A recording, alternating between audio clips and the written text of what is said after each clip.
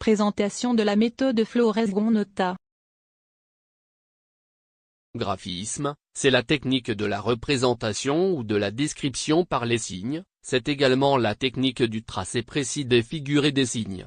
Combinatoire selon la méthode Gonota, c'est l'association ou l'assemblage des signes de base qui permet d'obtenir les lettres, les chiffres majuscules, minuscules arabes et romains, les ponctuations et les symboles mathématiques. L'écriture est et reste la base de l'enseignement.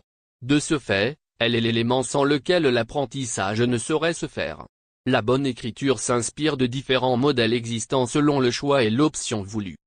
La belle écriture peut se définir comme le rendu du manuscrit produit selon le modèle choisi et permettant une bonne lisibilité.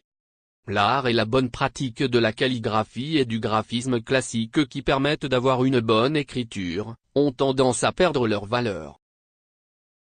La mauvaise écriture est identifiée de nos jours comme l'une des causes de l'échec et même de la déperdition scolaire. Des études ont montré que les résultats scolaires des élèves dépendent en partie de leur capacité à exprimer de façon claire, lisible et aérer leurs idées sur les copies d'examens et de devoirs.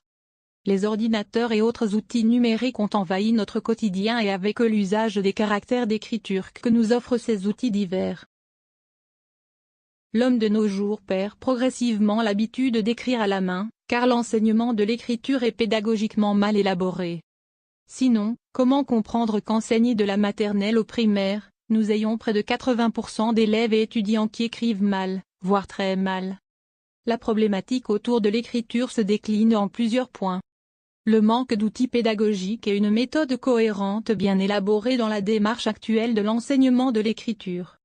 La difficulté des enseignants de s'approprier les exigences d'adresse et de technique propres à l'écriture. La difficulté des enseignants à transmettre convenablement aux apprenants la technique des pleins et des déliés puis des lettres attachées. La difficulté des apprenants à assimiler leurs leçons du fait qu'ils ne parviennent pas à déchiffrer leurs propres manuscrits. La pénalisation des apprenants lors des corrections des copies des examens et concours pour cause d'illisibilité de leur production écrite a pour conséquence une évaluation et appréciation négative de leur travail. La même forme dans tous les livres.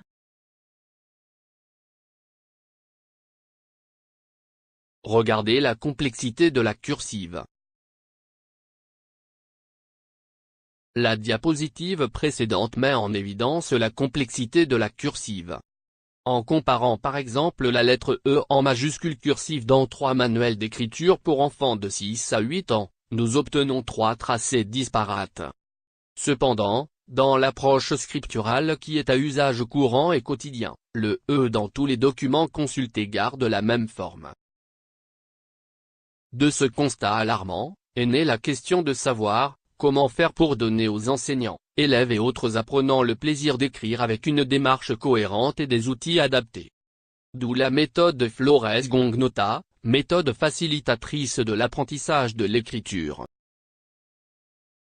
La méthode Flores-Gonota est une alternative proposée pour pallier aux difficultés de l'apprentissage de l'écriture.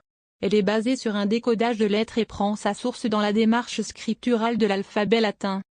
Elle s'appuie essentiellement sur 4 signes fondamentaux dont la maîtrise des signes et leur combinaison permettent d'obtenir les chiffres et les lettres de l'alphabet latin en majuscules et en minuscules. Ces 2 procédés ont été baptisés le graphisme et la combinatoire. L'apprentissage de l'écriture avec cette méthode se résume dès lors à l'acquisition et la maîtrise du graphisme axé sur les 4 signes. Une fois que la maîtrise du graphisme est acquise, le délai d'assimilation de l'écriture est relativement réduit. Les signes de base de la méthode Flores-Gonota. Le premier signe est le trait. Il peut être utilisé en 4 variantes ou positionnements à savoir. Le trait vertical. Le trait oblique à gauche. Le trait oblique à droite. Le trait horizontal. Le deuxième signe est le crochet. Il peut être utilisé en 4 variantes à savoir. Le crochet en haut à droite. Le crochet en bas à gauche. Le crochet en bas à droite. Le crochet en haut à gauche. Le troisième signe est la courbe, qui se décline en 3 variantes, à savoir la courbe complètement fermée ou le rond. La courbe ouverte à droite. La courbe ouverte à gauche. Le quatrième signe est le point. C'est un élément indispensable à l'écriture de la lettre I et de la lettre J. Il est également utilisé comme signe de ponctuation. Il est à noter que les signes permettent l'écriture des ponctuations et autres symboles tels que la virgule, le point, l'addition, la multiplication, la division ou les guillemets qui peuvent s'obtenir à partir de nos signes fondamentaux en format réduit. Quelques exemples de formation de lettres.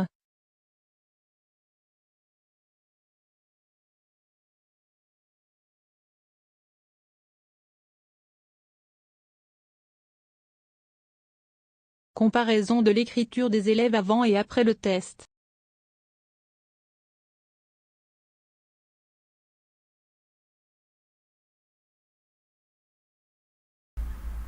Dans la prochaine vidéo, je vous montrerai brièvement les différents livres qui sont déjà au programme au Cameroun.